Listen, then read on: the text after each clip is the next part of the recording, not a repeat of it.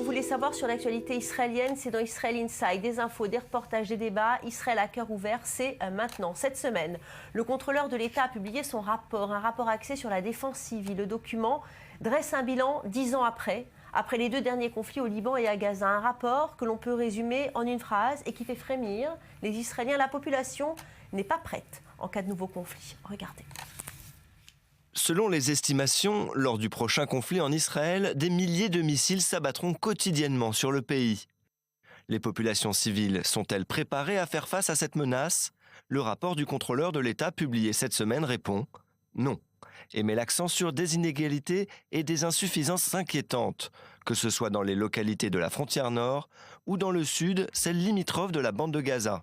La répartition des compétences entre le ministère de la Défense et le ministère de l'Intérieur concernant la défense civile n'a pas été définie. Quant au fonctionnement du cabinet de sécurité et du Conseil de sécurité nationale, ils sont loin d'être parfaits. Plus grave, une partie des abris dans le nord et dans le sud ne sont pas adaptés à un conflit de longue durée. Dans le sud, face à la bande de Gaza, des établissements scolaires ne sont pas encore sécurisés. Sur la frontière nord, le système d'alerte doit être amélioré. Le plan d'évacuation des populations n'est pas réaliste en raison de l'impréparation des autorités. La responsabilité des autorités locales est aussi en cause. Certaines ont pris les choses au sérieux, mais pas toutes. Selon le contrôleur de l'État, la coopération entre les ministères est trop lente et complexe. Mais l'obstacle majeur sera certainement d'obtenir une majorité au Parlement pour faire adopter la loi sur la protection civile qui organisera les responsabilités et les compétences des services de l'État. Et en plateau, avec moi, Isabelle Dajou, Jonathan Serrero et Maurice Ifergan. Maurice Ifergan, bonjour. On le sait depuis les derniers conflits du Liban et à Gaza que la stratégie du Hamas et du Hezbollah, c'est de prendre en otage les populations civiles justement pour gagner cette guerre qu'on appelle guerre psychologique. Alors l'État d'Israël est-il prêt, oui ou non, à mener ce combat ? Il faut d'abord expliquer, Valérie, que le contrôleur de l'État, lui, ne juge pas des capacités de Tsahal à vaincre un ennemi potentiel, le Hamas ou le Hezbollah, mais de l'organisation de l'État en cas de conflit. Et là, sur ce point-là, le contrôleur de l'État a été très clair. Non, les autorités israéliennes ne sont pas suffisamment bien organisées pour encadrer des populations civiles qui, effectivement, seront maintenant face aux missiles du Hezbollah ou du Hamas dans n'importe quel conflit. On le sait, le Hezbollah a plus que multiplié par 10 ses capacités logistiques en termes de missiles. Le Hamas dans la bande de Gaza, lui, fait tout son possible pour se réarmer. Jonathan ? Ce qu'il faut signaler aussi de manière plus générale, c'est que la défense passive se charge de la prise en charge des populations à l'arrière et assure aussi la sécurité de ces populations en mettant en place toute l'organisation du transport vers les Miklatim, ces abris antimissiles. Donc le rôle de la défense passive est primordial en cas de guerre. Quelles sont les problématiques que se pose justement le gouvernement, Maurice Ifergan, dans la préparation des populations civiles en cas de guerre ? Écoutez, la problématique, c'est extrêmement complexe parce que l'état-major, le comité de sécurité, le comité national de sécurité se pose une question. Faut-il préparer la population à un conflit long, dur et grave avec des conséquences énormes, notamment par exemple des missiles qui tomberaient sur la ville de Haïfa provoquant une catastrophe écologique monstrueuse, ou préparer la population à des conflits ponctuels, localisés et de courte durée. C'est pas du tout la même approche. Certains pensent qu'il faut au contraire réduire la préparation au minimum de manière à laisser à l'armée la capacité d'agir en territoire ennemi. D'autres pensent au contraire qu'il faut se préparer au pire. Alors l'année 2016 a été marquée par une vague de violence d'un type nouveau, une intifada, des couteaux au cœur des villes israéliennes, mais aussi dans les territoires. Mais les craintes provoquées par cette nouvelle forme de terrorisme ne sont pas parvenues à dissuader les Israéliens, figurez-vous, à retourner dans les villages palestiniens pour faire leur shopping. On regarde le sujet, on en parle après.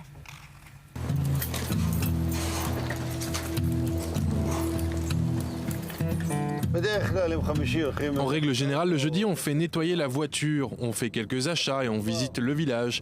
Il y a là-bas des magasins, tout pour la maison, même des matelas, tout ce dont vous avez besoin, même des matériaux de construction, tout pour l'électricité et la peinture. C'est devenu une tradition depuis longtemps. À l'heure où vous allez à l'épicerie ou au maximum au supermarché pour préparer le Shabbat, Boaz Abrami franchit ce que beaucoup d'Israéliens perçoivent comme une zone d'ombre. Mon épouse n'aime pas trop quand je suis là-bas, mais quand tu y seras, achète-moi ceci ou cela, demande-t-elle. 7 minutes en voiture de son domicile à Modine, au checkpoint. 2 minutes plus tard, il est dans le village palestinien de Dir Kadis, un monde parallèle. Et là, vous souhaitez vérifier si vous ne vous êtes pas trompé. Ici, c'est comme Bnei Brak. Il y a même des offices de l'après-midi. Vraiment, regarde. Ça semble une illusion. De nombreux juifs ultra-orthodoxes, la plupart de Modine Illit, se promènent au milieu d'un village palestinien. Je suis là pour la première fois et vous voyez, au début, on a la boule au ventre. Mais après, on aperçoit au bout du village un juif où tu distingues la voiture d'un orthodoxe et tu es rassuré. Si dans tout le pays il y avait la paix comme ici, nous serions tranquilles. Mais je ne pense pas que cela va arriver. Quand on évoque le shopping dans les territoires, l'association automatique est Bidia. Des milliers d'Israéliens qui tous les Shabbats venaient faire leurs courses dans ce village palestinien le long de la ligne verte avant la seconde intifada. Depuis, Bidia a été déserté. Mais aujourd'hui, dans des villages comme Roussan, Dir Kadis et Naalin, certains sous contrôle sécuritaire israélien, d'autres sous le contrôle civil de l'autorité palestinienne, les clients israéliens reviennent. Un indice, la langue utilisée sur les enseignes. C'est plein de juifs ici, ils font leurs achats et avec leurs enfants déjeunent au restaurant. En fin de compte, tout est une question d'argent. Je pense que oui, parce que ce n'est pas cher, tout est bon marché. Ici, une part de falafel, c'est 3 shekels, une canette de coca, 1,5 shekel. Alors ils viennent parce que ça vaut le coup de venir. Il n'y a pas de politique, rien. Il n'y a pas de crainte. Pourquoi avoir peur ? Chaque semaine, des milliers d'Israéliens envahissent les garages et les commerces. Réparer sa voiture dans les territoires est interdit par la loi israélienne. Mais pour beaucoup d'Israéliens, cette interdiction n'est que le conseil. Par contre, acheter ses vêtements n'est pas interdit. Et c'est même très intéressant, un jean coûte 50 shekels, pas plus qu'un t-shirt, et en plus, les 3% shekels. Dans cette géographie de la paix économique, le choix entre la normalité et les affaires, ou les manifestations et les affrontements, est clair. Les Arabes ont beaucoup d'argent, les Juifs, l'intelligence. Compris, si nous vivons ensemble, nous tenons le monde, Juifs et Arabes. Alors Maurice Fergan, l'économie et les affaires, c'est ça la solution pour la paix ? Écoutez, pas toujours. Face à une revendication nationaliste, ce n'est pas uniquement l'argent qui va calmer les ardeurs. Je me souviens quand on était dans la bande de Gaza, dans les territoires, il y avait des milliers de Palestiniens qui venaient travailler quotidiennement en Israël pour gagner leur vie. On pensait que le fait de venir travailler en Israël calmerait la situation, peut-être arrangerait les choses. Or, pas du tout. Malgré tout, il y a une revendication nationaliste et cette revendication nationaliste ne disparaît pas avec le bien-être économique. Pourquoi c'est moins cher là-bas ? Parce qu'il n'y a pas les taxes que perçoit le gouvernement israélien. Vous savez que Israël perçoit des taxes au nom de l'autorité palestinienne sur tous les produits qui rentrent en Israël à destination des territoires autonomes. Et finalement, Israël rembourse ensuite ces taxes à l'autorité palestinienne. Le problème, c'est que l'autorité palestinienne perçoit des taxes bien moins importantes que le gouvernement israélien. Jonathan. Ce qu'il faut dire, c'est que c'est l'objectif du Premier ministre Netanyahou de mettre en place cette paix économique entre Israéliens et Palestiniens. Il l'avait déclaré lors de son premier discours à l'université de Bar-Ilan, c'était en 2009 si ma mémoire est bonne, et avait émis le souhait de voir cette coexistence économique créée entre Israéliens et Palestiniens. Mais je voudrais quand même comprendre, l'entrée des Israéliens en territoire autonome, Maurice Fergan, est-ce qu'elle est permise ou elle est interdite? Ça dépend de quel territoire on parle. Il y a les territoires A et les territoires B qui ont été créés au moment des accords d'Oslo. Dans les territoires A, le commandement de l'administration, ce qu'on appelle l'administration civile, le commandement militaire dans les territoires est très clair. L'entrée est interdite dans les territoires A qui sont sous contrôle sécuritaire palestinien. Pas question de rentrer librement à Ramallah. Or, l'armée, finalement, empêche les Israéliens de rentrer dans ces territoires A, mais par contre, les Arabes israéliens, eux, rentrent et sortent librement. Maintenant, il y a les territoires dits territoires B, où le contrôle sécuritaire est israélien et où l'administration civile est palestinienne. Là, les Israéliens, comme vous venez de voir sur ces images, peuvent rentrer et sortir librement et faire leurs achats tranquillement tous les jours. Et le scandale de la semaine en Israël, c'est cette statue en or de Benjamin Netanyahou, une effigie du Premier ministre installée au cœur de Tel Aviv, à quelques mètres seulement du monument à la mémoire du Premier ministre assassiné Yitzhak Rabin. Isabelle Dajou, vous étiez sur place. Oui Valérie, alors la statue a été installée en pleine nuit, clandestinement à l'abri des regards, une statue d'1,50 m en plastique doré à l'effigie de Benjamin Netanyahou. Et pas n'importe où, en face de la municipalité de Tel Aviv. Et comme vous l'avez dit, à quelques pas du mémorial de Yitzhak Rabin. Alors, les autorités sont restées bouche bée. Et Valérie, un agent municipal n'a pas trouvé autre chose que de verbaliser et déposer une amende sur la statue, ce qui était assez amusant aussi. Oui, d'autant que l'artiste n'a été découvert que quelques temps après. Mais cet acte, à votre avis, c'est un acte politique, artistique ou bien c'est simplement subversif ? Bien, écoutez, on peut écouter les passants amusés par l'audace et l'expression de la liberté. Certains étaient agacés. Vous allez avoir votre réponse. On écoute. Je pense que cette statue placée en pleine nuit par quelqu'un est épouvantable. Quel que soit le sculpteur, il voulait faire passer un message politique contre Netanyahou. Il voulait le faire passer pour le dictateur qu'il n'est pas. Ce qu'il a fait est horrible et je pense qu'on devrait l'enlever. Je suis certaine que si Netanyahou la voit, il demandera à ce que ça soit enlevé immédiatement. Je pense que la chose la plus importante, c'est que nous avons en Israël la liberté et que chacun peut dire ce qu'il veut et ce qu'il pense. Et cette statue en est l'exemple, une opinion. C'est bien. Plusieurs, c'est encore mieux. Alors, ce sculpteur, c'est qui, Isabelle Dajou ? Alors, le responsable de cet happening s'appelle Itai Zalait. Et d'ailleurs, il a tenté de s'expliquer. Je vous laisse écouter. Je veux réveiller quelque chose chez les gens à travers cette statue. C'est beaucoup plus intéressant pour moi d'entendre ce que cette statue fait naître en vous, les spectateurs, et ce qu'elle éveille chez les gens.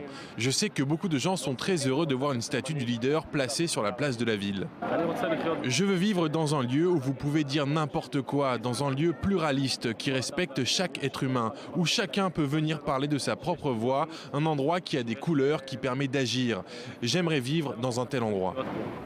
En fait, Valérie Itai Zalait avait prémédité son acte depuis des semaines. Les rédactions de la presse israélienne avaient été bombardées de la part de l'artiste de mails qui les prévenaient qu'il allait entreprendre un acte politique et artistique et promettait justement de provoquer un débat public sur cette personne qui est des fois prénommée le roi Bibi, le Premier ministre. Mais la polémique, Isabelle, elle a surtout tourné autour du veau d'or.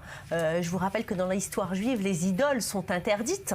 Tout à fait. Donc, une réaction qui n'est pas tardée à arriver de la part de la ministre de la Culture, Miri Regev, sur sa page Facebook, et qui écrit à quel point un artiste peut être-il déconnecté de la réalité. Israël est une démocratie qui respecte les droits privés, civils et la morale de chaque citoyen. Un pays de droit, une presse libre, l'un des pays les plus libres. Mais les artistes sont complètement déconnectés. La haine de Netanyahou est la seule véritable veau d'or.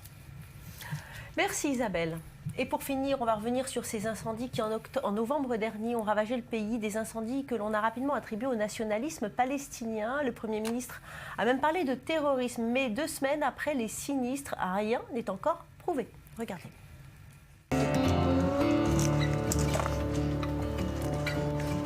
Après avoir été hospitalisé pour inhalation de fumée en combattant l'incendie de Haïfa, Herzl Aharon est revenu sur les lieux pour chercher des indices et définir avec certitude les causes des incendies. Nous ne savons toujours rien. Si seulement je pouvais avoir une piste, car je peux vous dire, j'inspecte un endroit et parviens à des hypothèses, mais quelques mètres plus loin, mes certitudes s'écroulent. Et je me demande comment cela est-il possible. Cela ne me semble pas possible. Ce n'est pas normal. C'est ce que j'appelle les illusions de la topographie. C'est la folie des montagnes. Et il est très difficile d'enquêter. Dans les jours qui ont suivi cette vague d'incendie, de nombreux politiciens et responsables sécuritaires avaient immédiatement donné leur avis, sauf Herzl Aharon, le spécialiste des incendies. Quand je ne sais pas, je le dis et je n'ai pas honte. Même ne pas savoir, c'est une réponse. En tout cas, les pressions politiques ont fait leur effet. La police et les services de sécurité sont parvenus en quelques jours à mettre la main sur 39 suspects. Certains palestiniens, les autres arabes israéliens, et tous leurs actes ont été présentés dans un contexte nationaliste.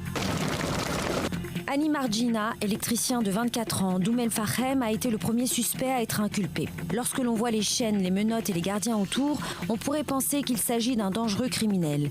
Mais sur les lieux de son crime, dans son quartier, les choses semblent différentes.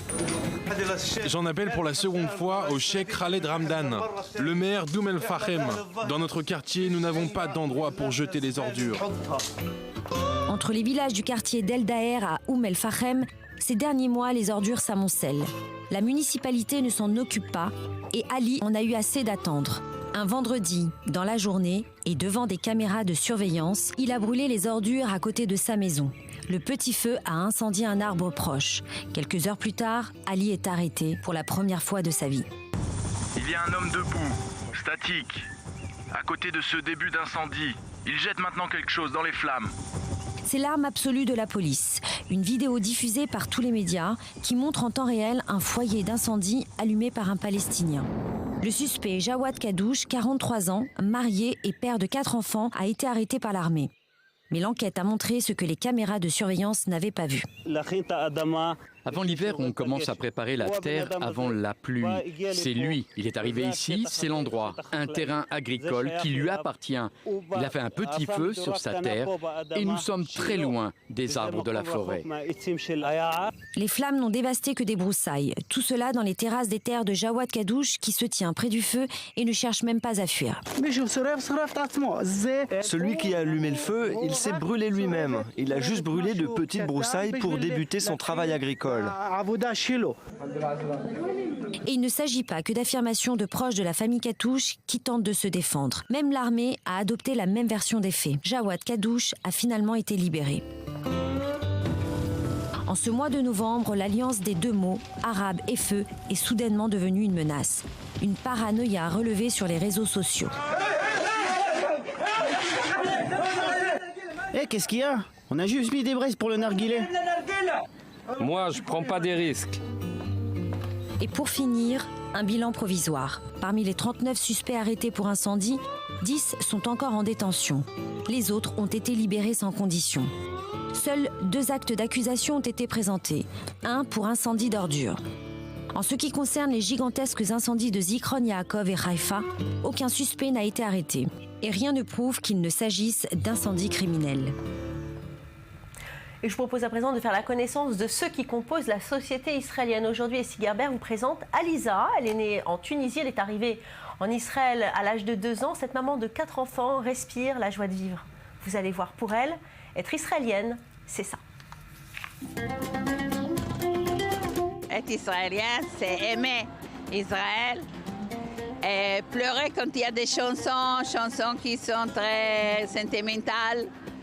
Et aimer les rues, aimer les gens, aimer hummus, les falafel. Israélien, c'est les drapeaux, la tikva, la menorah.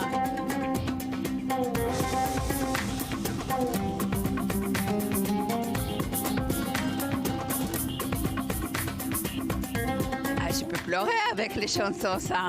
Kolot balevav penima eretz Zion Yerushalayim et libéré dans mon pays Israël et Yerushalayim.